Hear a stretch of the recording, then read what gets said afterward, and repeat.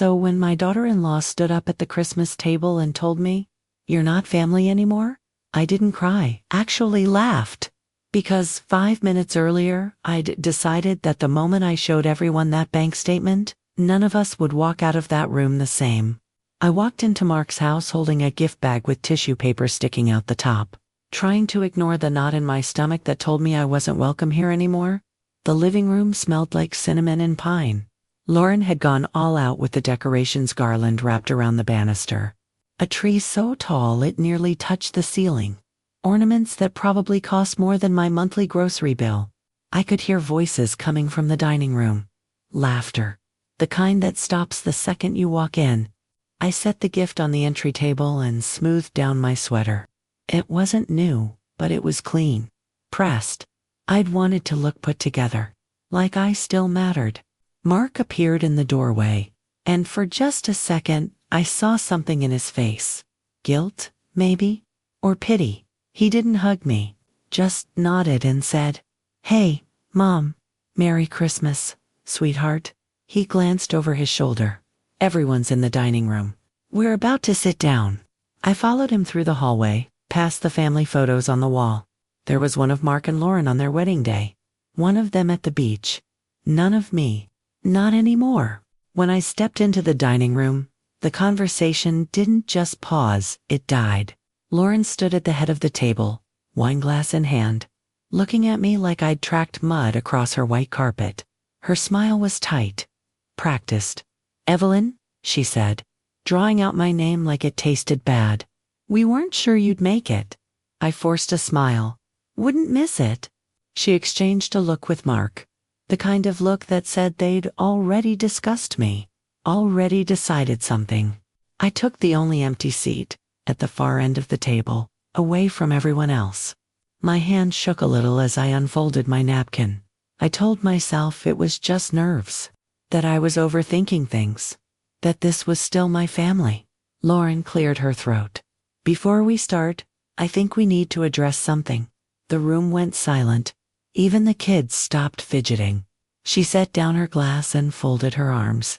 "Evelyn, we've been talking, and, well, we think it's time to be honest with you." My chest tightened. "Honest about what?" "You're getting older," she said, her voice sugary and condescending. "And we've noticed you're not really keeping up with things the way you used to. Bills, paperwork, technology." She laughed softly, like it was a joke we were all in on. "It's normal at your age. Nothing to be ashamed of." I felt heat creeping up my neck. "I'm fine, Lauren. Are you?" She tilted her head, fake concern plastered across her face. "Because we've had to step in more than once, haven't we, Mark?" Mark stared at his plate, said nothing. Lauren leaned forward, her smile gone now. "The truth is, Evelyn, you're not really part of this family anymore. Not in the way you think you are." The words landed like a slap. I looked at Mark, waiting for him to say something. Anything. But he just sat there, head down, like he'd already accepted this. I should have cried. Should have begged. Should have made it easier for them to feel like the good guys. But I didn't. Instead, I smiled. Because 3 days earlier, I'd walked into the Bank of America on Maple Street and asked to see my account statements. And what I saw made my blood run cold. Transfers I didn't authorize, charges I didn't make, a payment to a notary I'd never met, all tied to Mark's name. Lauren kept talking. Something about making this easier on everyone, but I wasn't listening anymore. I reached into my purse, pulled out the folded papers I'd been carrying since that morning, and set them on the table. "What's that?" Lauren's voice was sharp now. "Bank statements," I said calmly. "With your digital signature? And a notary receipt? Dated the same day I was at the hospital?" Her face went white. Mark looked up. Finally, "Mom, what are you?" "I'm not confused," I said, my voice steady. "And I'm not too old to understand what you've been doing." Someone's fork clattered against their plate. One of the cousins whispered something I couldn't hear. Lauren's mouth opened and closed like a fish. "This is ... this is a misunderstanding." "Is it?" I tapped the papers. Because the bank has records, dates, IP addresses, everything. The room felt like it was holding its breath, and I realized something in that moment. This wasn't a family dinner. This was a crime scene, and I was the only one who knew it. I left before they could say another word, grabbed my coat from the hook by the door and walked out into the cold December night, my breath coming out in white puffs. The street was lined with houses glowing from the inside, warm lights, families together, everything I thought I still had an hour ago. My hands were shaking so badly, I could barely get my keys into the ignition. I didn't cry. Not yet. I just drove. Past the neighborhood pharmacy where I'd picked up Mark's antibiotics when he was 7. Past the elementary school where I used to volunteer in the library. Past the diner where we'd celebrated his high school graduation. Every memory felt like it belonged to someone else now. When I finally pulled into my apartment complex, I sat in the car for a long time, staring at the steering wheel. The bank statements were still on the passenger seat, and I couldn't stop looking at them. $2,400 transferred to an account I didn't recognize. $890 withdrawn at an ATM in a town I'd never been to.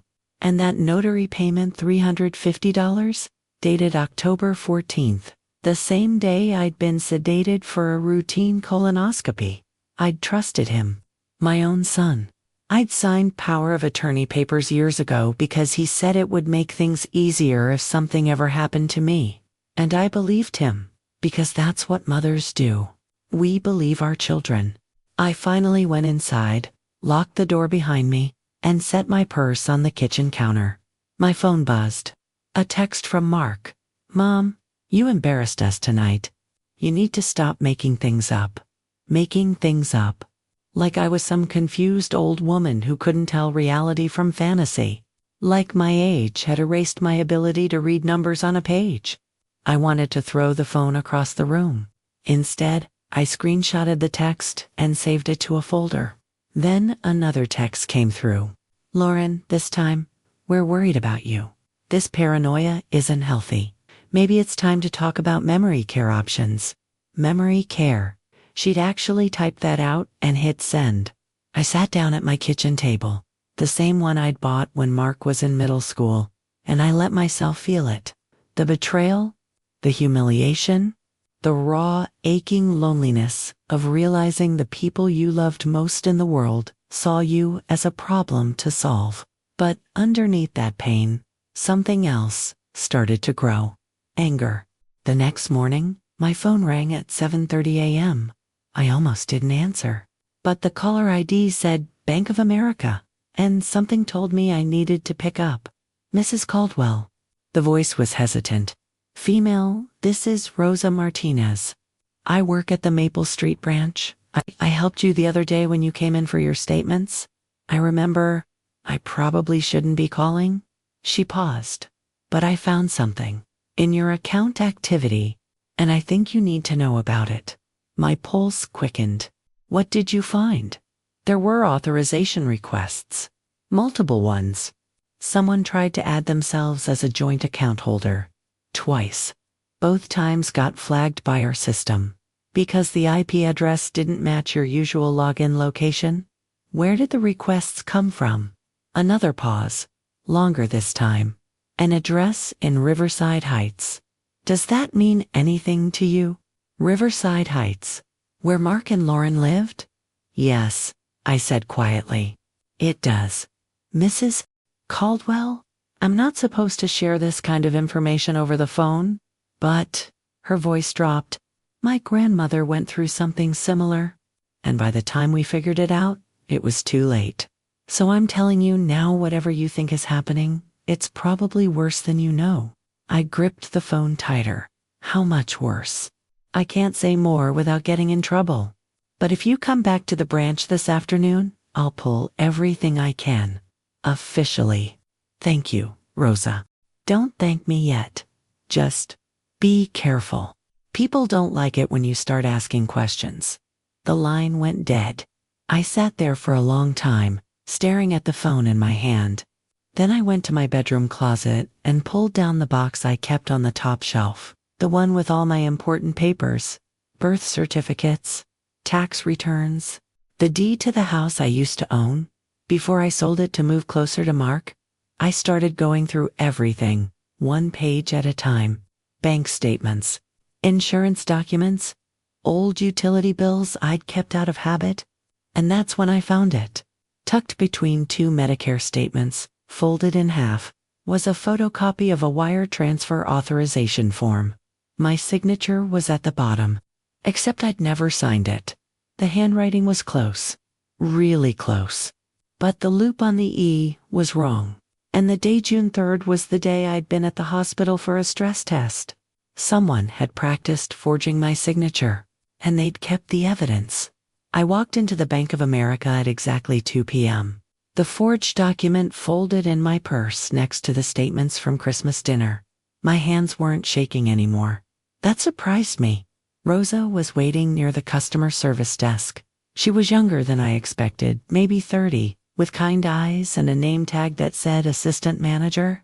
When she saw me, she gave a small nod and gestured toward a private office in the back. "Thank you for coming in, Mrs. Caldwell." She closed the door behind us and sat down.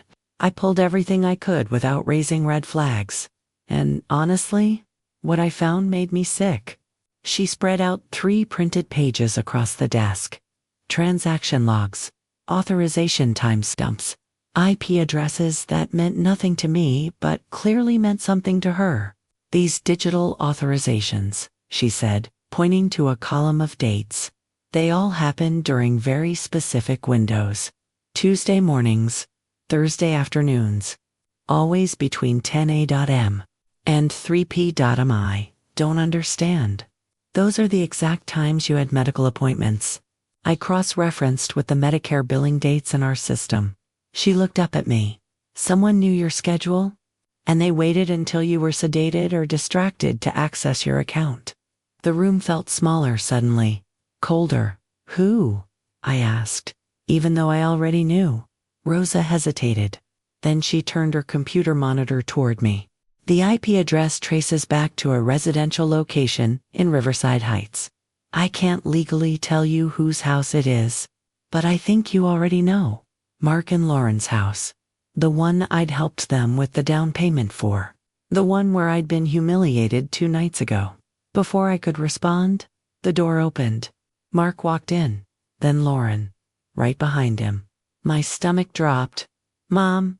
Mark's voice was tight, controlled. "What are you doing here?" Lauren stepped forward, her smile sharp as glass. "We got a notification that you were requesting account records. We're joint on your checking, remember? So we thought we'd come make sure everything was okay." Joint. That word hit me like a punch. I didn't remember adding them. But then again, there were a lot of things I apparently didn't remember signing. Rosa stood up, her professional mask sliding into place. "Mrs. Caldwell requested copies of her transaction history. That's well within her rights." "Of course it is," Lauren said sweetly. "We're just concerned. She gets confused sometimes. Technology, paperwork, it's a lot for someone her age." There it was again. That phrase, her age. Like I was a child who couldn't be trusted with scissors. "I'm not confused," I said quietly. Mark sighed, the way you'd sigh at a toddler throwing a tantrum. "Mom, you called us thieves at Christmas dinner? In front of everyone. You accused us of stealing from you. I showed you bank statements. Statements you didn't understand." Lauren cut in. "Mark has power of attorney. He's allowed to manage your finances. That's what you signed up for." Rosa's jaw tightened. I could see her calculating something, deciding how far she could go without losing her job. "Actually," Rosa said carefully, "power of attorney doesn't give someone the right to make transfers without the account holder's knowledge, especially if those transfers benefit the person holding the POA." Lauren's smile faltered. "Just for a second. Are you accusing us of something?" Mark's voice rose. "Because if you are, we'll need to speak to your manager." "My manager knows I'm here," Rosa said evenly. And Mrs. Caldwell has every right to review her own financial records. The silence that followed was thick enough to choke on. Then Rosa did something I didn't expect. She reached into a folder and pulled out another document, slid it across the desk toward me.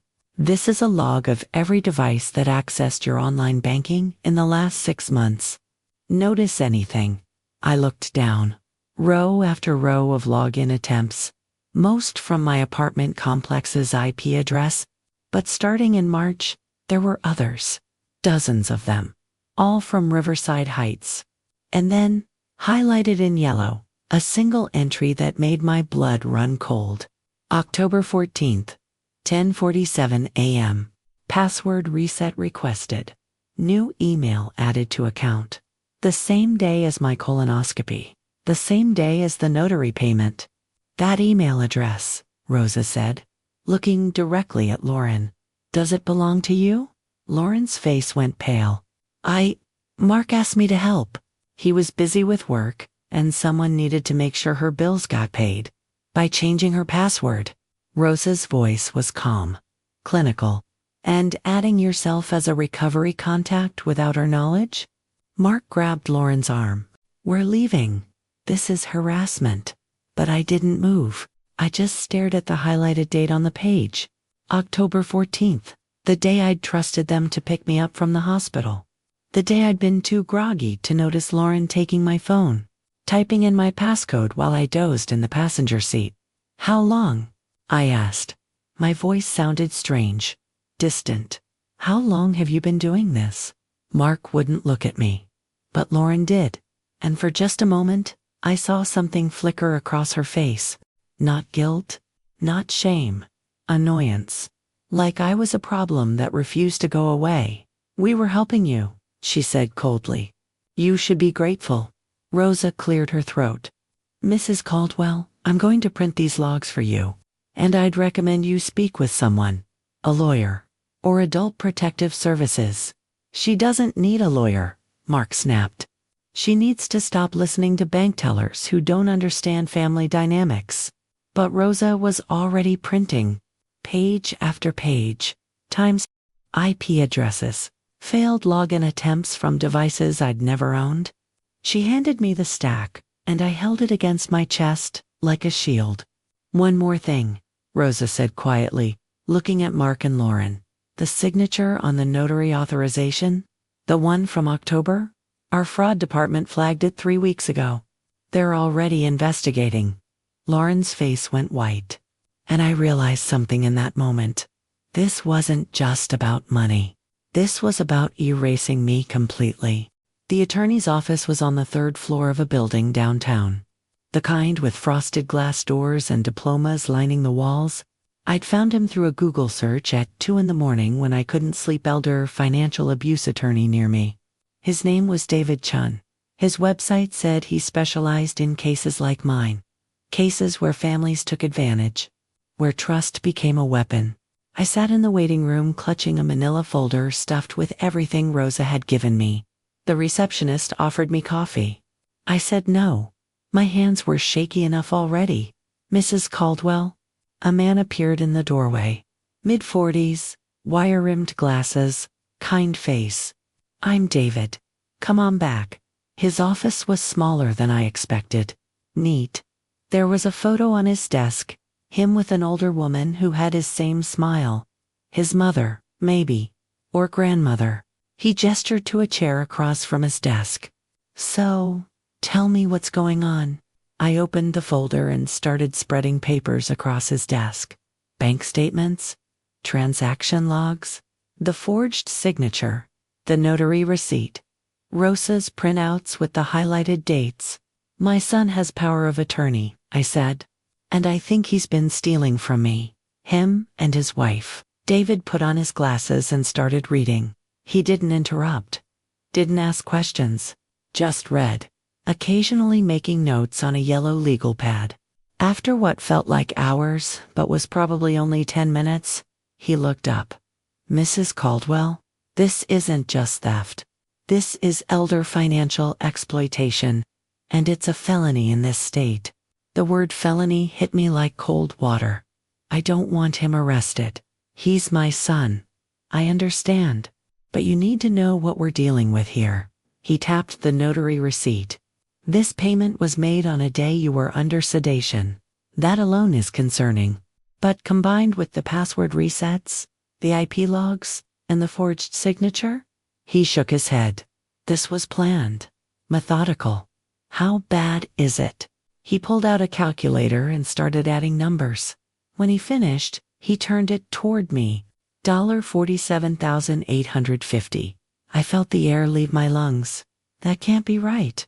These are just the transactions I can identify from what you've brought me. There could be more. He leaned back in his chair. Mrs. Caldwell, cases like this, they almost never go to court. You know why? I shook my head. Because the family convinces the victim they're confused, paranoid, that it's their age talking, not reality. And eventually, the victim stops fighting. He looked at me over his glasses. Are you going to stop fighting? No. Good. Because here's what we're up against. He flipped to a fresh page on his legal pad. Your son has power of attorney. That's legal. But POA doesn't give him the right to enrich himself at your expense.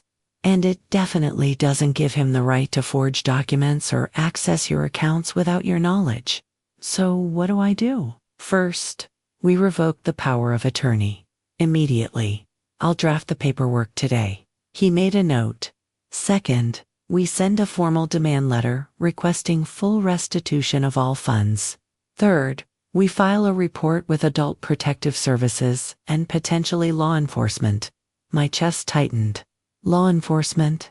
If you want your money back? Yes. This isn't a family squabble, Mrs. Caldwell. This is fraud, identity theft, financial abuse, and the longer we wait, the harder it becomes to prove. I thought about Mark, about the little boy who used to hold my hand crossing the street, who cried when his goldfish died and asked me if we could give it a funeral, who'd grown into a man I didn't recognize anymore. What if he didn't mean to hurt me? The words sounded pathetic even as I said them. David's expression softened. I've handled dozens of these cases, and I can tell you intent doesn't matter as much as you think it does. What matters is that he took your money, changed your passwords, forged your signature. Those are actions, not accidents. He pulled another document from the stack. The one with the highlighted transfer from October. This transaction, he said, it's not small. $8,200 moved from your savings to an account in your son's name. On the same day you were sedated. He looked at me. Does that sound like someone who made a mistake? I wanted to argue, to defend Mark, to find some explanation that made this okay. But I couldn't. There's something else, David said carefully. The timing of these transactions, they correspond with other events. Medical procedures, Medicare appointments, times when you'd be vulnerable or distracted. He paused. That's predatory behavior, Mrs. Caldwell. And in my experience, it doesn't stop on its own. What do you mean? I mean, they'll keep taking until there's nothing left, or until you're not around to stop them. He let that sink in. Have they mentioned anything about moving you? Assisted living, memory care. My blood ran cold. Lauren's text from Christmas night. Maybe it's time to talk about memory care options. Yes, I whispered. David nodded slowly. That's the end game. Isolate you. Convince everyone you're incompetent. Take control of everything. And by the time anyone realizes what happened, it's too late. I felt sick. So what do I do? I asked again. Right now, today, you document everything. Every conversation, every text, every phone call.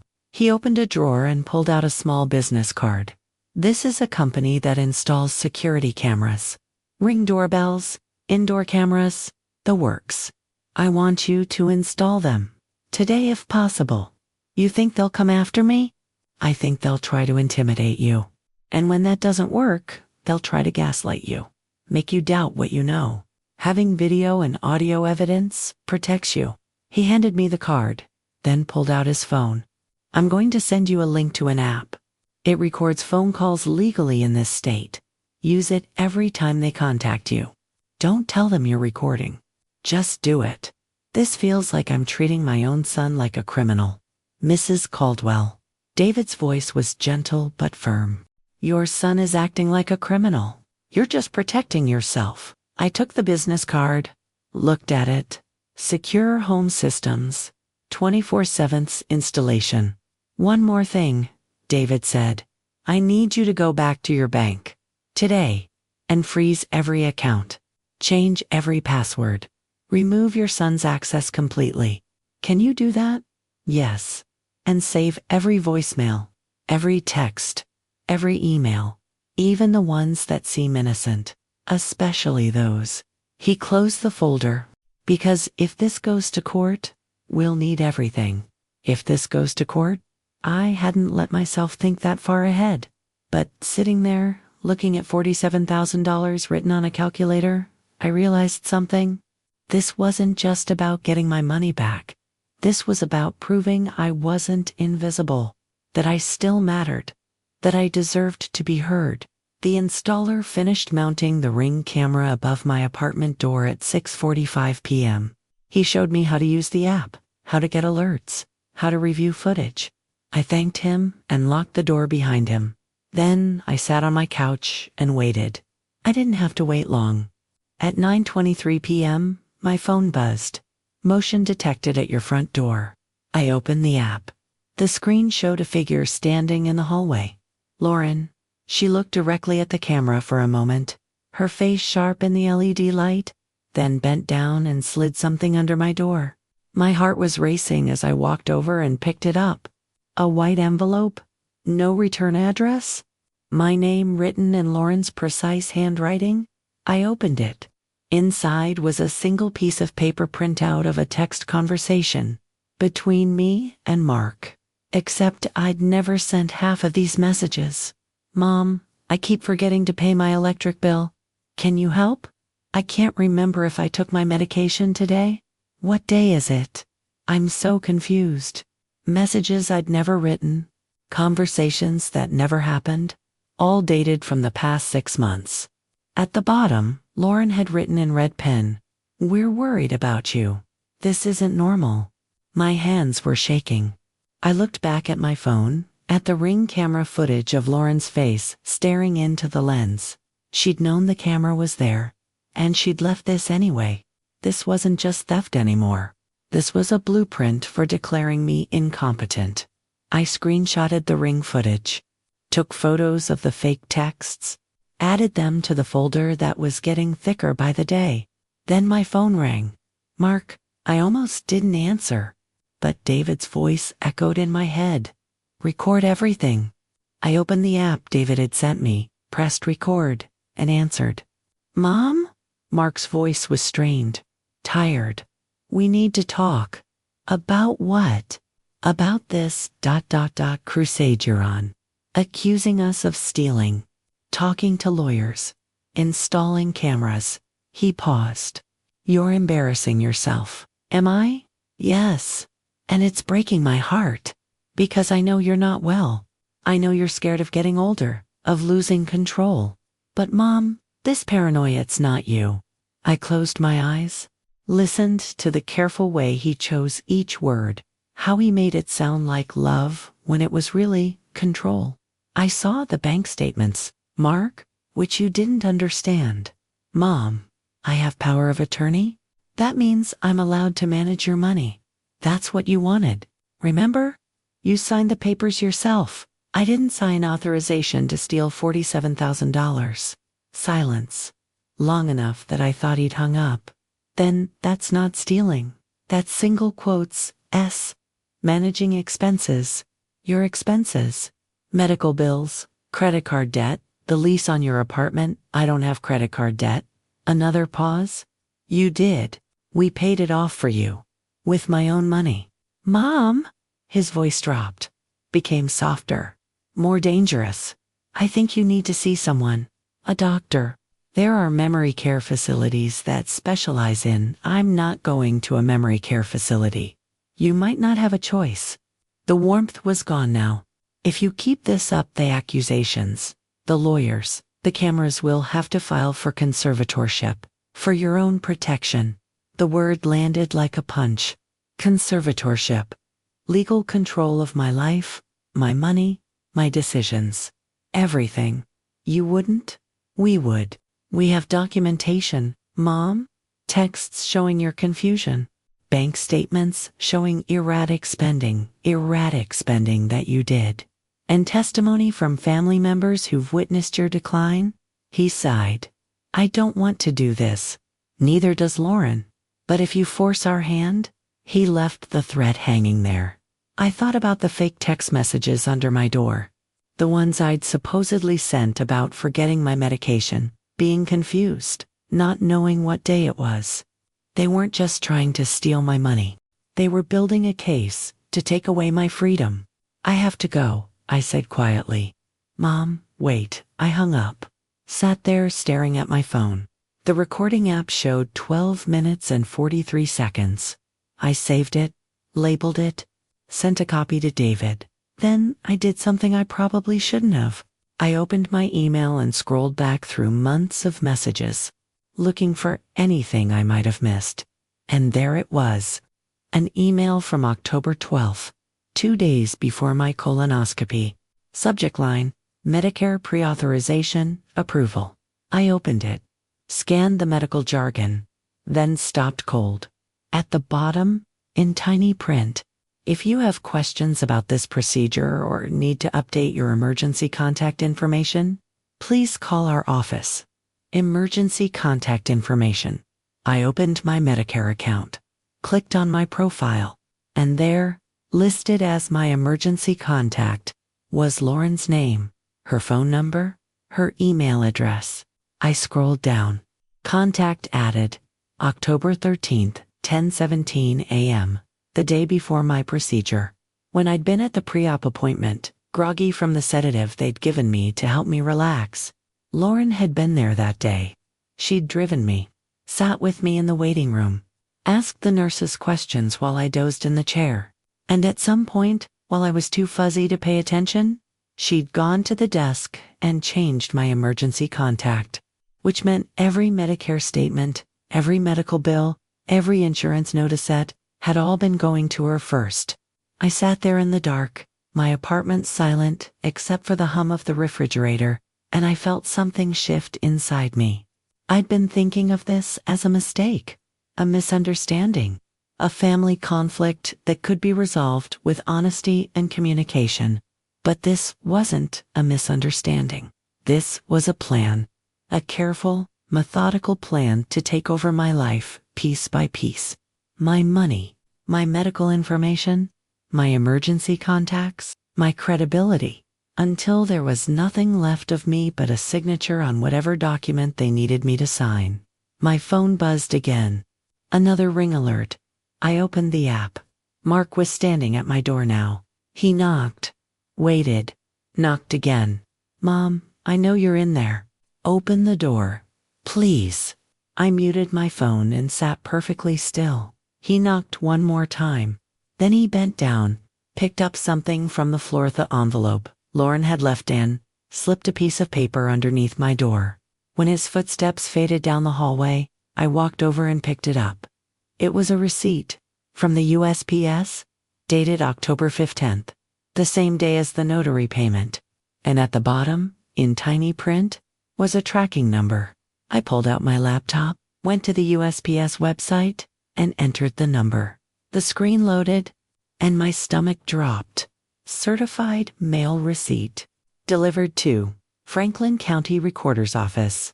The document they'd sent, the one I'd supposedly authorized, the one with the forged signature, had been legally recorded, which meant whatever they'd filed was now public record. And I had no idea what it said.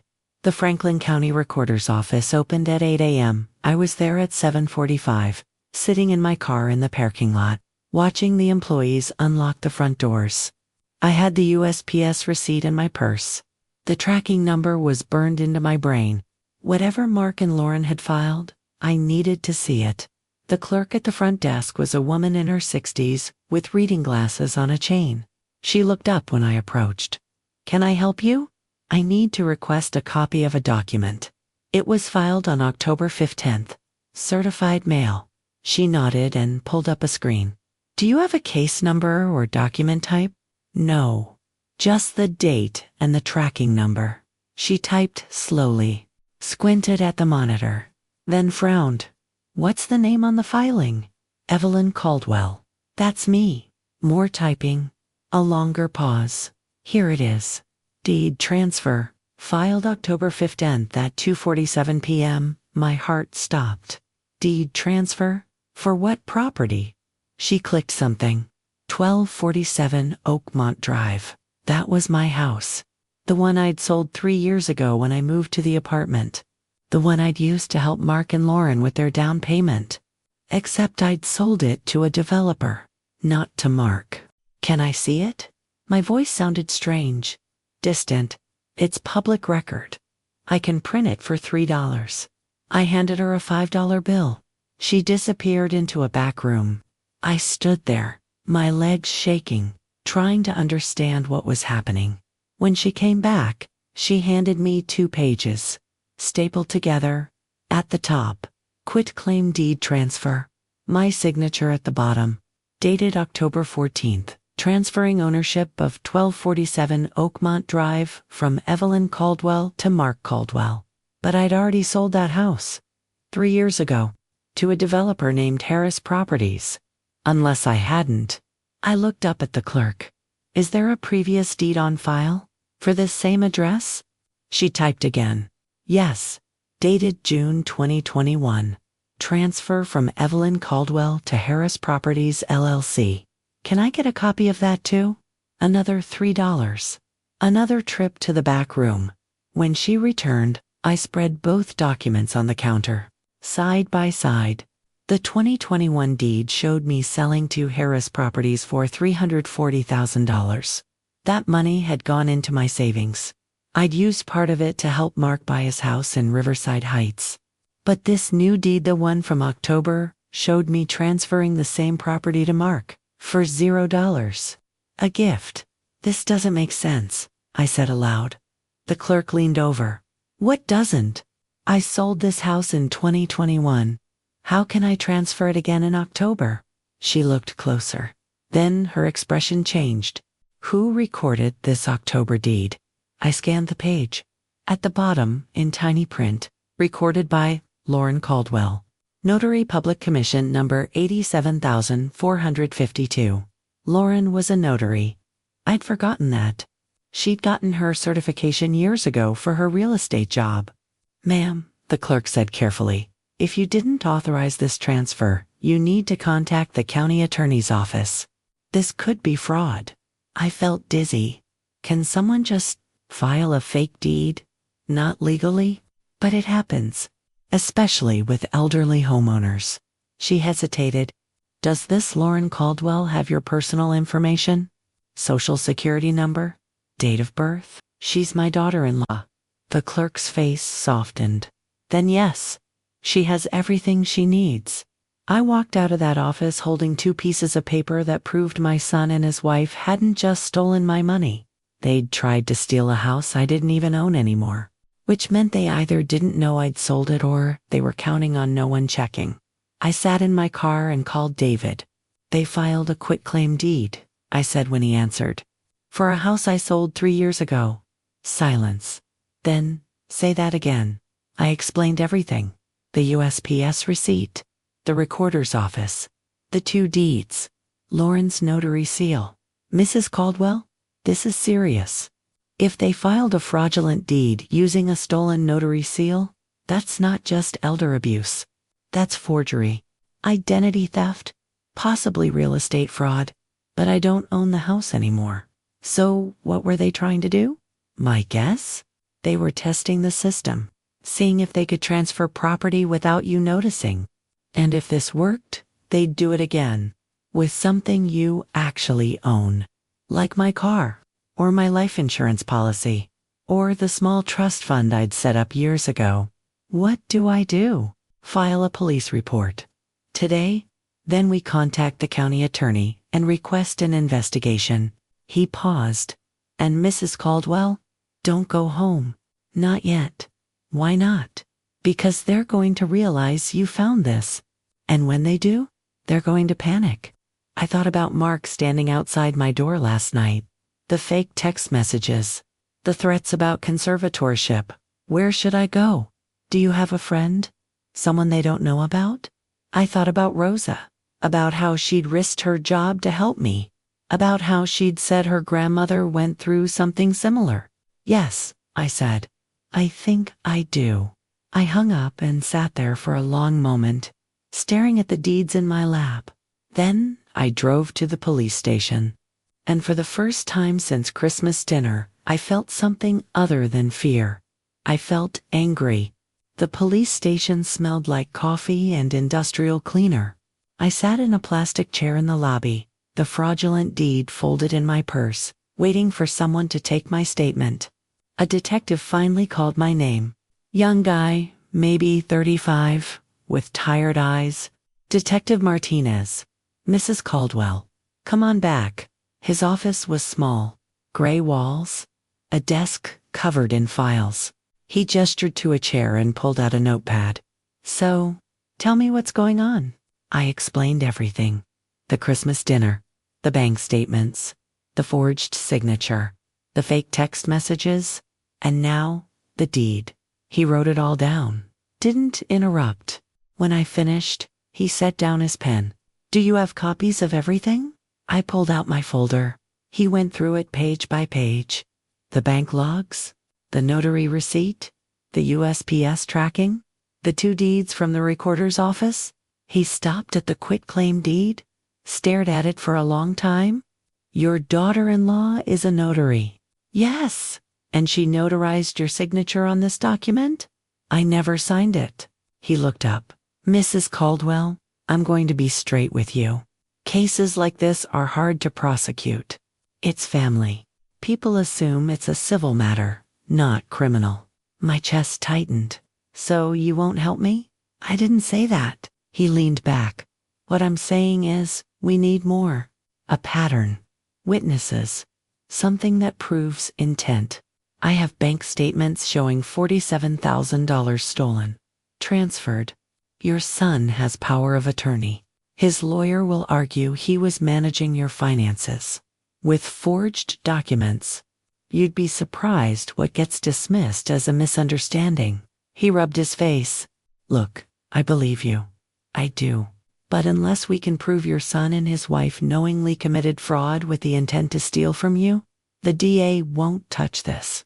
I felt something crack inside me. So they just get away with it. Not if we build a case. Which means we need more evidence. And we need someone besides you who saw something. I thought about Rosa. About Tom at the bank. About the clerk at the recorder's office. There might be someone, I said slowly. Who? A man at the bank. Tom. He saw my son asking questions about elder accounts months ago. He said it seemed off. Martinez wrote that down. Does he still work there? I think so. Get me his full name and contact info. I'll follow up. He closed his notepad. In the meantime, do not engage with your son or his wife. No texts, no calls, no visits. Anything they say to you, record it. Legally. I already am. Good. And file for a restraining order if they show up at your home. I nodded. My hands were shaking. Martinez walked me out. As I reached the lobby, my phone buzzed. A text from Mark. Mom, we need to talk. Face to face. Today. I showed it to Martinez. He read it and frowned. Do not respond. And do not meet him. I deleted the text and walked to my car. When I got to the Bank of America, Rosa was at her desk. She looked up and smiled, but it faded when she saw my face. What happened? I need Tom's information. The detective wants to talk to him. Her eyes widened. You filed a police report. They filed a fraudulent deed for a house I don't even own anymore. Jesus. She pulled out her phone. Tom's last name is Brennan. He works the main branch downtown. I'll text you his number. Thank you. She hesitated. Evelyn, be careful. When people get desperate, they do stupid things. I thought about Mark standing outside my door, about Lauren's fake text messages, about the conservatorship threat. I know. My phone buzzed. Rose's text with Tom's number. I called him from the parking lot. Tom Brennan. Mr. Brennan, this is Evelyn Caldwell. We met a few weeks ago. You helped me with some account issues. A pause. I remember. The detective handling my case wants to talk to you. About what you saw. What my son said. Another pause. Longer this time. Mrs. Caldwell, I could lose my job. I know. And I wouldn't ask if I had any other choice. Silence. Then, what did he do? I told him. The deed. The notary seal. The $47,000. When I finished, he swore softly. Your son came in 6 months ago. Asked about joint accounts. How to add himself to an elderly parent's account. What the limits were. How much he could transfer without triggering alerts. My stomach turned. He was planning this. Yeah, and I told my manager it felt wrong. But there's no law against asking questions. He sighed. Look, I'll talk to the detective, but I need protection. In writing, from the bank and from law enforcement. I'll make sure you get it. Okay? Give the detective my number. I thanked him and hung up. Then I sat there in my car, staring at the bank building, and I realized something. Mark hadn't made a mistake. He hadn't gotten desperate and acted impulsively. He'd planned this for months, maybe longer, which meant everything he'd said to him, every "I love you," every concern about my health, every offer to help had been a lie. My phone buzzed again. Another text from Mark. If you don't answer me, I'm coming to your apartment. I screenshotted it. Sent it to Detective Martinez. Then I started my car and drove to Rosa's house. Because David had been right. They were going to panic. And I needed to disappear. Rosa's guest room was small but clean. Floral wallpaper. A window overlooking her backyard. She'd insisted I stay as long as I needed. I'd been there 2 days when Detective Martinez called. Mrs. Caldwell, I spoke with Tom Brennan. His testimony is solid. Your son asked specific questions about accessing elder accounts 6 months before the first unauthorized transfer. My hands tightened on the phone. So, what happens now? I'm bringing your son and daughter-in-law in for questioning. Separately? Tomorrow morning? Will they be arrested? Not yet. But I want to see how they react when confronted with evidence. He paused. Stay where you are.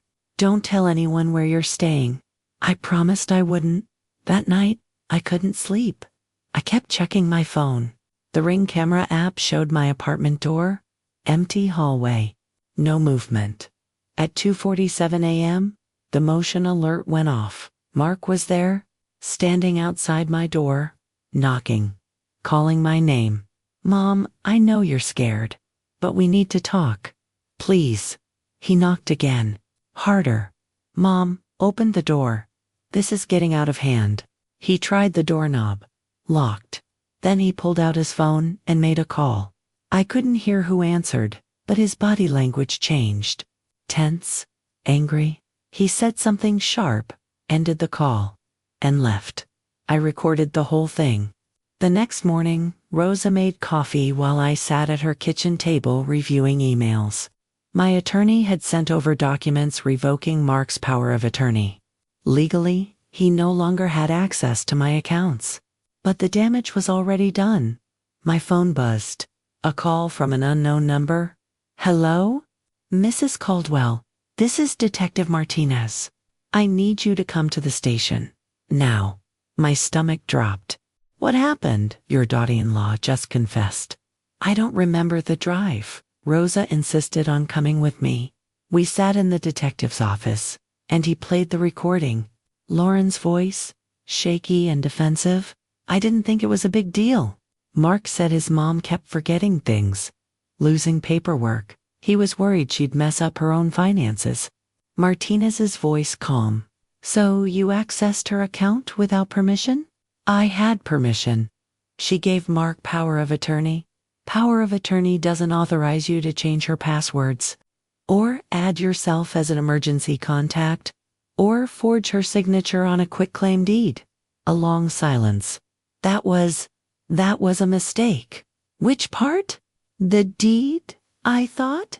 Mark said the house was still in her name, that she'd forgotten she owned it.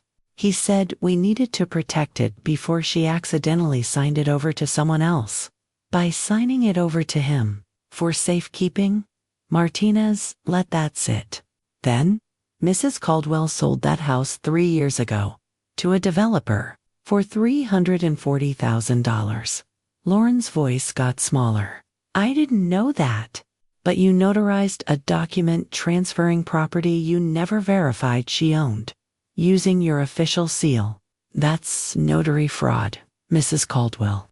I was trying to help. Help who? Your husband? Or his mother? No answer. Martinez leaned forward.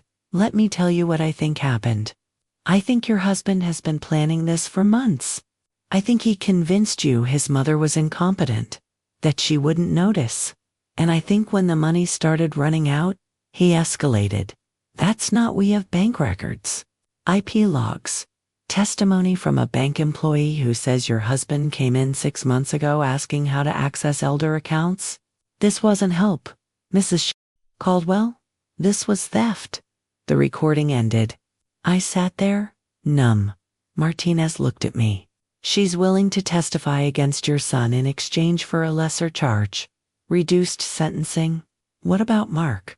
We're bringing him in this afternoon. With what we have, Naldum's testimony, the forged deed, Lauren's confession the DA is filing charges, elder financial abuse, forgery, identity theft, fraud. I should have felt relief, victory. Instead, I just felt empty. Mrs. Caldwell, Martinez said gently, I know this is hard, but you did the right thing. I nodded. But I wasn't sure I believed him. Rosa drove me back to our house. I sat in the guest room and stared at my phone. At 4:17 p.m., Mark called. I almost didn't answer, but I needed to hear his voice. Needed to know if there was any part of him that was still my son. Mom. His voice was tight, raw. What did you do? I protected myself. You filed charges against me, your own son. You stole from me, Mark. I was managing your money. You can't keep track of things anymore. You were going to lose everything, so you took it first. I was going to pay it back. When? After you stole the house too. Silence. I could hear him breathing. Lauren told you, he said finally. Lauren told the police. Another silence. Longer.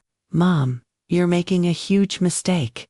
If this goes to trial, everyone will know. Everyone will see how confused you've been. How you can't manage your own life anymore. I'm not confused. Mark? Yes, you are. His voice cracked. You've been losing it for years. Forgetting appointments. Mixing up dates. I've been covering for you. Protecting you. By stealing $47,000. By making sure you didn't end up homeless. I closed my eyes. You're the one who made me feel like I was losing my mind. The fake texts, the password changes, the gaslighting. I don't know what you're talking about. Yes, you do. He was quiet for a long time. When he spoke again, his voice was cold. You're going to regret this. Maybe, but at least I'll still have my dignity. I hung up, and for the first time in months, I let myself cry. 3 weeks later, I sat in David's office with a stack of documents in front of me. Mark's attorney had requested a meeting, a settlement offer. David adjusted his glasses and slid the papers toward me. They're offering full restitution, every penny, plus legal fees. In exchange for you dropping the criminal charges? I stared at the number. $47,850, plus another $12,000 for attorney costs. What happens if I say no? This goes to trial. Your son faces up to 5 years in prison. Lauren faces 3.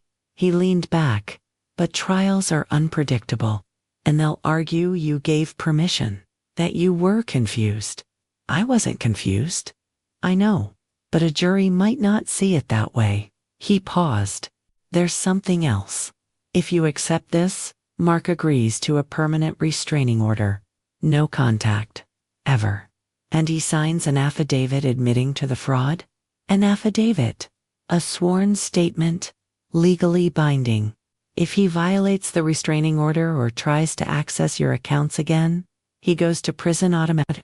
No trial. I looked at the papers. Mark's signature was already there, waiting for mine. He really thinks I'll just take the money and walk away. He's counting on it. Most victims do. Because facing your own child in court, David's voice softened. It destroys families. He already destroyed our family.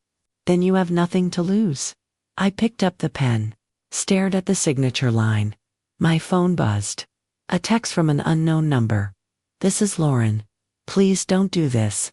Mark made mistakes, but he's still your son. Think about what this will do to him. I showed it to David. He grimaced. That's witness tampering. Save that. I screenshotted it. Then I looked back at the settlement offer. If I sign this, does he ever admit what he did? Publicly? The affidavit becomes part of the public record. Anyone can access it. But he doesn't have to tell people. He doesn't have to face what he did. David was quiet. I set down the pen. I need to think about it. That night, I couldn't sleep. I kept thinking about Mark as a little boy. The way he'd hold my hand crossing the street. The way he'd run to me after school with drawings he'd made. When did that boy disappear?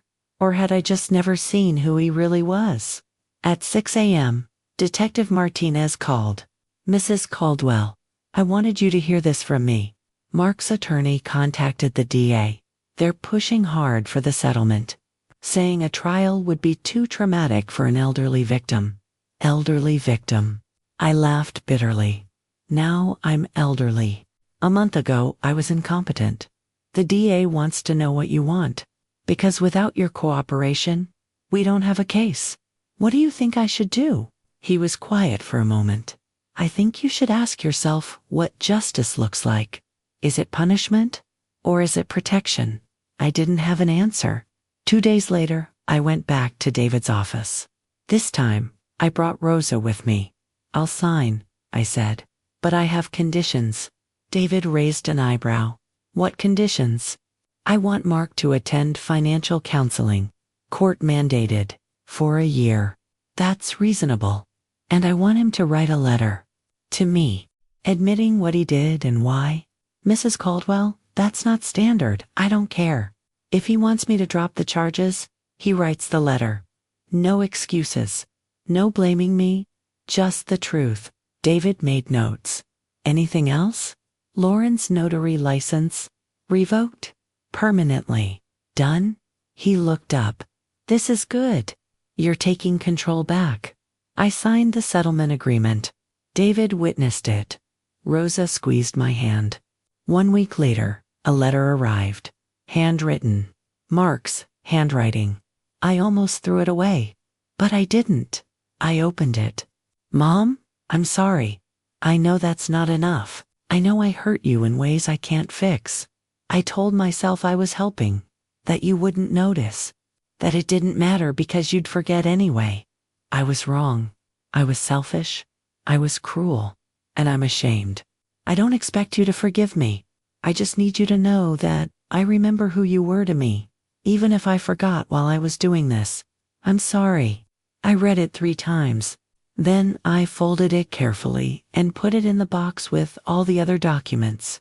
The bank statements, the forged deed, the Ring camera footage, evidence of what my son had become.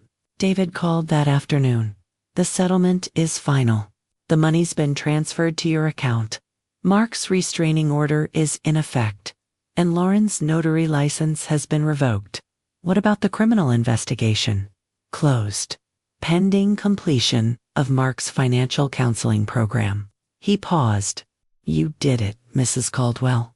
You won. I hung up and sat in Rosa's living room, staring at my bank account on my phone. $59,850. Every stolen penny returned, plus costs.